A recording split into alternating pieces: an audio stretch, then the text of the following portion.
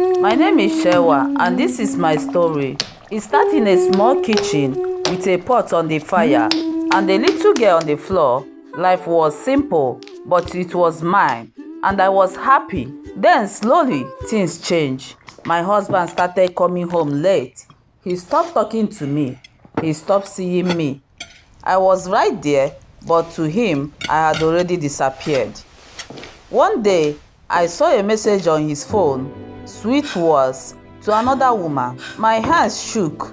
I put the phone down and I went to sit on the bed alone. What are these messages, Kwame? You are too suspicious. You are boring. You have nothing to offer. I asked him about it. He shouted. He said I was boring. He said I had nothing to offer. Those words, they went deep, but I kept quiet because Nana was listening and children remember everything. Then she came, a big loud woman, large everything, standing at my gate like she owned it, and my husband smiled at her. That smile told me everything I needed to know. She walked into my house, looked at me up and down, and laughed. My husband said nothing. He just looked away. That was the moment I knew I was already gone to him, even while I was still standing there. He told me to leave, just like that. No long talk, no reason. He opened the door and pointed outside. I pick up my daughter. I pick up one bag and I walk out. The door slammed behind me. That sound, I will never forget that sound. My parents heard what happened. They dressed in their best clothes. My mother wore her good wrapper. My father wore his good shoe. They went to that house with respect to beg a man who was not worth their time. But they went because of me, because that is what parents do. He pushed them, my mother, my own father, he pushed them out of his doorway into the rain and closed the door. I watched my parents walk away in the dark, wet, quiet, heads down. That image, it never left me, not one single day. I stood there and watched them disappear. I did not cry, I just stood there, and something changed inside me. Something closed, then something new opened, a door inside me that no one will ever shut again. I found a building at the edge of town, no windows, cement floors, unfinished walls. I walked through it slowly. Then I looked at Nana and I said, "This is our home now." This is our home now. She nodded. My daughter trusted me, so I had no choice but to be strong. I cleaned every corner, used old clothes for curtains, hung Nana's drawing on the bare walls, made something out of nothing, because that is what mothers do. We turn empty places into home, with nothing but our hands and our love. That first night, we ate by candlelight. Nana looked at me and asked, "Mama, are we poor?" I looked at her little face and I said, "We are temporary, there is a difference." She nodded like she understood. And honestly, that answer was also for me. Behind the building was red earth. I borrowed a hoe from a neighbor and I started digging. Every morning before sunrise, while the town was still sleeping, I was already working. That garden was my hope. It was the only thing I could control. I started sewing for neighbors, small jobs, small money, but every coin went into a tin under the floor. God bless you, madam. Yes. And you, Serwaa, here's your pay. Thank you. I counted that thing every night. It kept me going, knowing it was growing, even by a little, even slowly, it was growing. I had Titi move in completely, brought her pot, brought her family, took over every room. Kwame thought he had found something better. He had found something, yes, but better, he will find out soon enough. I'm taking your phone and your wallet. Until further notice, I decide what you eat and who you see. People say she controlled everything. His money, his phone, his visitors. The man who threw me out for being too quiet was now too afraid to speak. I did not celebrate, I just noted it and kept digging my garden. What should we plant first? One night, Nana got a fever. I carried her on my back and walked to the clinic. In the dark, alone, I sat on a bench outside and waited. Nobody came to sit with me. Nobody called to check. Just me and my sick child. and I made a promise that night. This will not always be our life. This will not always be our life. It was an ordinary morning. I was digging like always. Then my hoe hit something hard. I stopped. I dug again, still hard.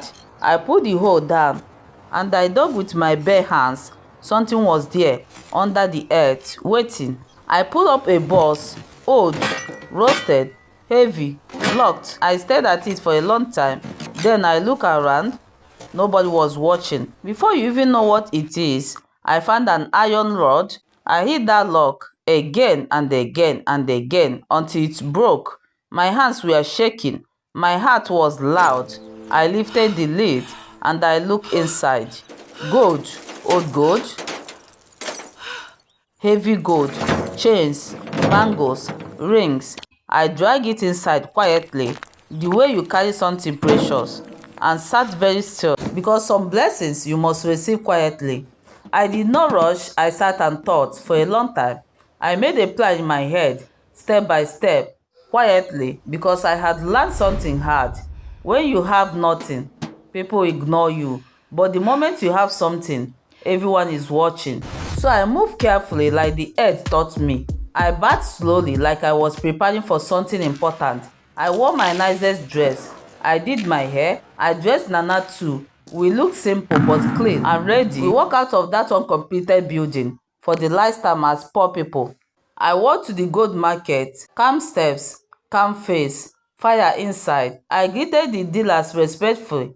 I sat down. I opened my small pouch and I placed 3 pieces on the clothes. Then I waited. The way the earth waits, patience, setting. The dealer picked up 1 piece. His eyes changed. He called his partner. They examined everything carefully. They spoke quietly. They looked at me. I looked back. I did not blink. I did not smile too early. I just sat there like a woman who already knew the ending. They named their price, millions. I nodded slowly, like I expected it. I signed the paper. I shook hands. I put the money in my bag and I walked out. Steady steps, all the way to the corner. Then I leaned against the wall and I laughed. I laughed from somewhere so deep it hurt. Then I cried. Then I laughed. Then I laughed again. I saw the rest slowly. Different dealers, different days. I was careful. I was smart. By the time I was done, I had more money than I had ever seen in my entire life. I heard it and I thought of that rainy night, my parents walking away wet, and I said, never again, never again. I rented a proper house, small but solid, real windows, a door that's locked, a real bed for Nana. The first night, Nana ran from room to room, touching every wall, like she was making sure it was real.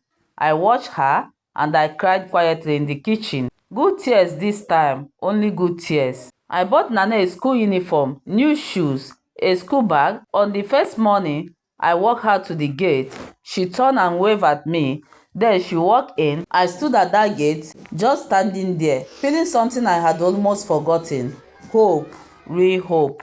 I opened my shop, fabric and tailoring. I know clothes. I have always known clothes. I painted the walls myself, hung the fabrics in the window. On the first day, 3 customers walked in.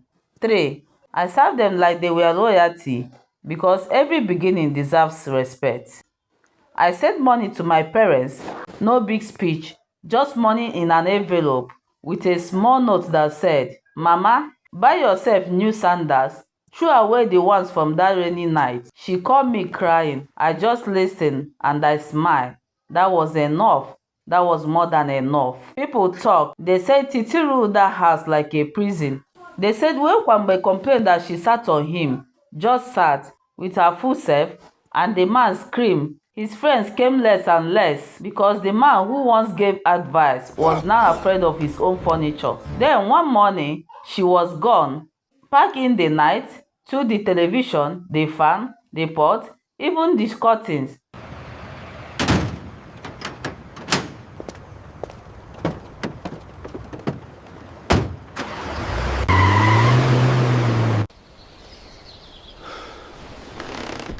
Titi!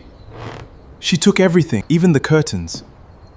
left with a man from her hometown. Kwame woke up to an empty house and empty walls and silence. The same silence he gave me returned. Soon after, a sickness came between his legs. Painful, stubborn, he walked with a slow, funny shuffle. Every step, a struggle. People in the neighborhood noticed. Some whispered, some shook their heads. I heard about it. I felt nothing, and nothing was my most honest answer. 2 years later, my shop had grown. 3 workers, a second location. Women in the market called me Madam Serwaa. I walk differently now, not with pride, with peace. There is a difference between the two. Pride is loud, peace is quiet, and I had earned the quiet. One afternoon, I went to the market. I stepped out of my car. Nana was keeping her head, laughing. My assistant was carrying bag behind me, and then I saw him standing there, Kwame, frozen. I look at him, the shuffle, the worn clothes, the hollow face, the man who pushed my mother into the rain. I felt nothing, not anger, not happiness, just nothing, like looking at an old road you no longer need to take. I nodded once, and I had learned never slow down for what is already behind you. Tonight, Nana found a worm in the garden. She screamed so loud the neighbors heard. I laughed until my stomach hurt, and I knelt in the red earth, the same earth that served me, and I looked up at the sky, and I said, "Thank you." They threw me away. The earth caught me, fed me, and gave me everything they said I would never have. My name is Serwaa. It means noble woman. My mother named me before she knew my story, but the name always knew. It was new. It always knew. Plant yourself somewhere, anywhere, and refuse to be moved. The rest, the earth will handle.